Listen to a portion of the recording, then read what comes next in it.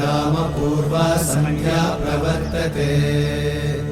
उत्तिष्ठ नरशार्दूल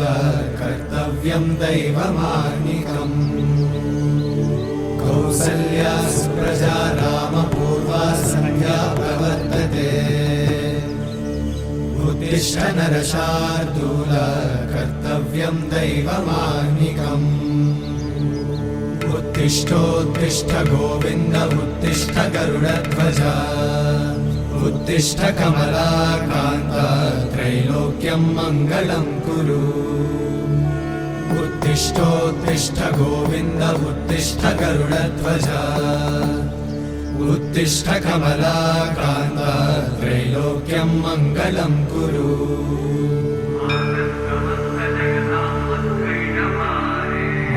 समस्त जगतां मधुकैटभारे वक्षो विहारिणि मनोहर दिव्यमूर्ते श्रीस्वामि निश्रित जनप्रिय दानशीले श्रीवेङ्कटेश दयिते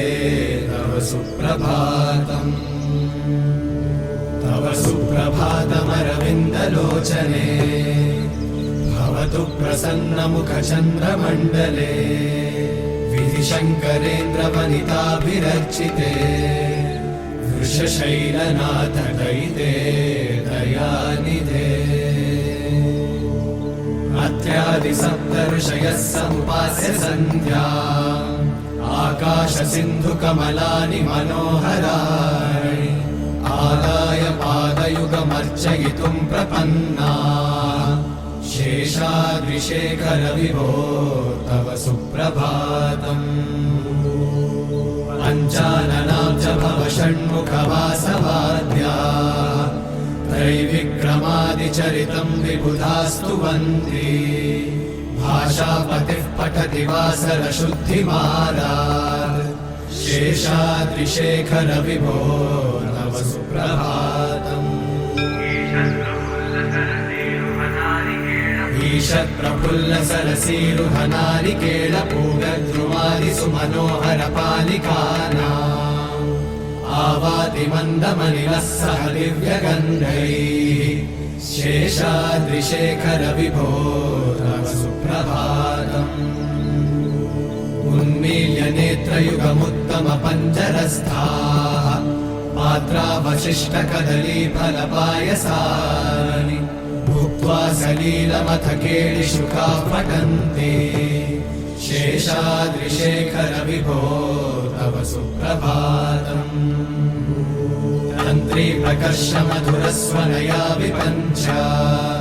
गायत्यनन्तचरितं तव नारदोऽपि भाषा समग्रमसकृत्करचाररम्यम् शेषाद्रिशेखर विभो तव सुप्रभातम् वृन्दावली च मकरन्दरसानुविद्ध झङ्कारगीतनिरदै सह सेवनाय निर्यात्युपान्तसरसी कमलोदरेभ्यः शेषाद्रिशेखर विभो तव सुप्रभातम् योषागणेन वरदन्निविमध्यमाने घोषालयेषु दधिमन्थन तीव्रघोषाः रोषाकलिं विदधते ककुभश्च कुम्भाः शेषाद्रिशेखर विभो तव सुप्रभातम् पद्मेशमित्रशतपत्रगतानि वर्गाः हर्तुं श्रियं कुवलयस्य निजाङ्गलक्ष्म्या भेरी निनादमिव बिभ्रतितीव्रनादम् शेषाद्रिशेखर विभो तव सुप्रभातम् श्रीमन्नभीष्टवरदाखिललोकबन्धो श्री श्रीनिवास जगदेकदयैकसिन्धो श्रीदेवतागृहभुजान्तर दिव्यमूर्ते श्रीवेङ्कटाचलपते तव सुप्रभातम् श्रीस्वामि पुष्करिणिकाप्लव निर्मलाङ्गा श्रेयोर्थिनो हर विरिञ्चि सनन्दनाद्याः द्वारे वसन्ति वरवेत्रहतोत्तमाङ्गाः श्रीवेङ्कटाचलपते तव सुप्रभातम्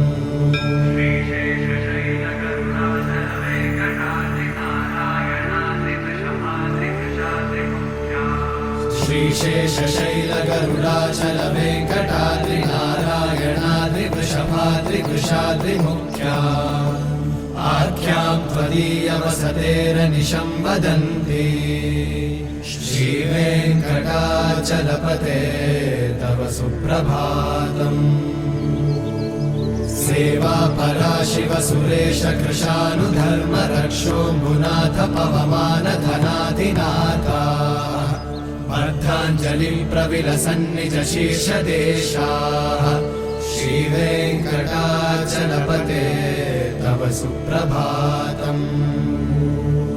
धाडीषु ते विहगराज मृगाधिराज नागाधिराज गजराज हयाधिराजा स्वस्वाधिकारमहिमाधिकमर्थयन्ते श्रीवेङ्कटाचलपते तव सुप्रभातम् सूर्येन्दुभौमबुधवाक्पतिकाव्यशौरि स्वर्भानुकेतुदिविषत्परिषत्प्रधाना वर्धा सदा सचरमावधिदा सदासाः श्रीवेङ्कटाचलपते तव सुप्रभातम् त्वत्पादधूलिभरितस्फुरितोत्तमाङ्गाः स्वर्गापवर्गनिरपेक्षनिजान्तरङ्गाः कल्पागमाकलनयाकुलतां लभन्ते श्रीवेङ्कटाचलपते तव सुप्रभातम्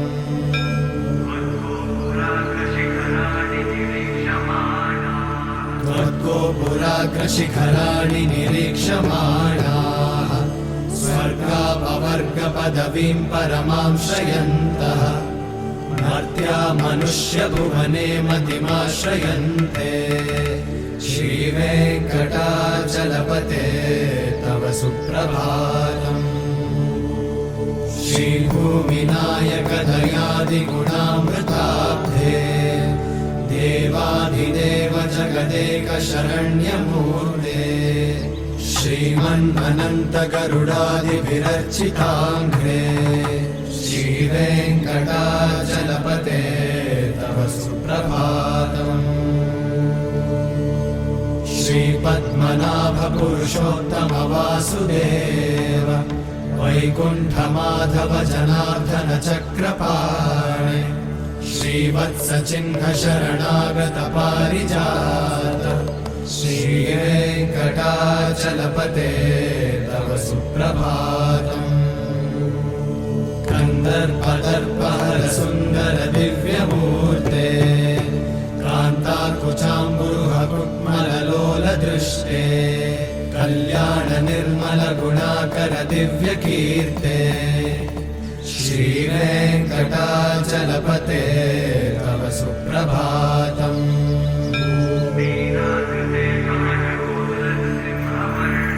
मीनाकृते कमठकोलनृसिंहवर्णिन् स्वामिन् परश्वत तपोधन रामचन्द्र शेषांश रामयतु नन्दन कल्किरूपा श्रीवेङ्कटाचलपते तव सुप्रभातम् येलालवङ्गघनसार सुगन्धितीर्थम्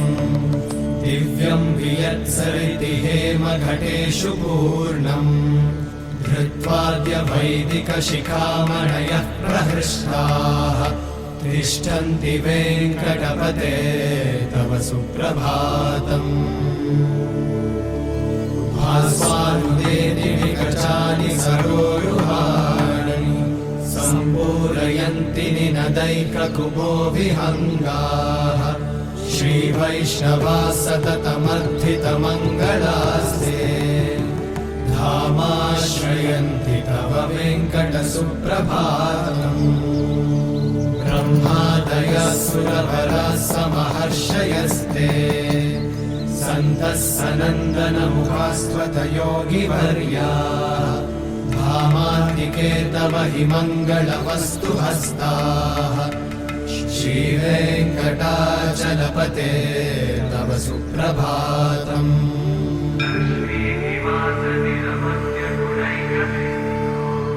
लक्ष्मीनिवास निरवद्य गुणैकसिन्धो संसारसागर समुत्तरणैकसेतो वेदान्त वेद्य निज वैभव भक्त भोग्य श्रीवेङ्कटाचलपते तव सुप्रभातम् लक्ष्मीनिवास निरवद्य गुणैकसिन्धो संसारसागर समुत्तरणैकसेतो वेदान्त वेद्य निज वैभव भक्त भोग्य श्रीवेङ्कटाचलपते तव सुप्रभातम्